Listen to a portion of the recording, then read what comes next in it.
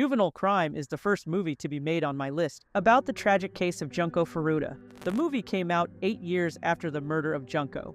The story of Junko Furuta is a true tale about a young girl in Japan who was kidnapped by a group of underage boys and tortured to death. It's the most horrific story I've learned about in my life. What those boys put Junko through is beyond what I believe can ever be forgiven. Junko's own mother was allegedly committed after hearing what was done to her beloved daughter, a parent's nightmare. This take on the horrific event can only be described in one way: exploitative. I might think this could go in my Japanese exploitation video genre, but this is based on a true story, so I'm not quite sure. It isn't entirely pornographic or hedonistic. There is a social commentary on how punishment works, with young people weaved into the telling of this story. The movie uses the official court documents to tell the story. They go over a profile of each of the criminals who abducted Junko. The profiles and testimony painted them as demonic from birth. They set up who the villains, the juvenile boys, were before getting into the story. The movie shows various acts they do to the people around them. They hurt their parents,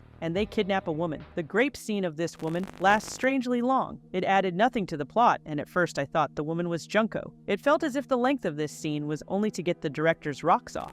This movie is extremely exploitative. The movie follows the horrible story, but it lingers on the sexual violence of everything a little too long. After this, the boys abduct Junko Furuta by tricking her. After this, you watch the details of Junko's captivity. The other movie on Junko took time to get to the torture, but this movie jumps right into the abuse. The boys don't spend any time being friendly to Junko, they immediately go to violence and rape. One major disturbing part this movie focuses on is how the family of one of the boys is in the house while all the torture is happening. There are shots of the parents going about their day awkwardly as they can hear the torture upstairs.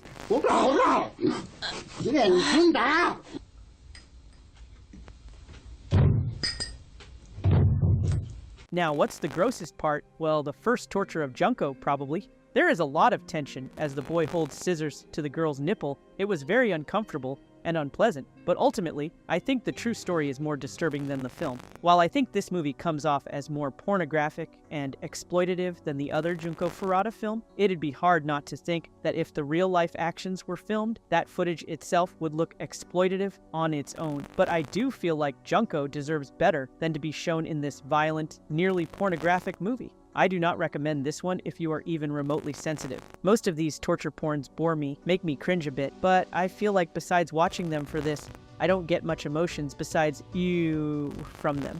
Both Junko Furuta films left me disturbed. Remember, I traumatized myself, so you don't have to.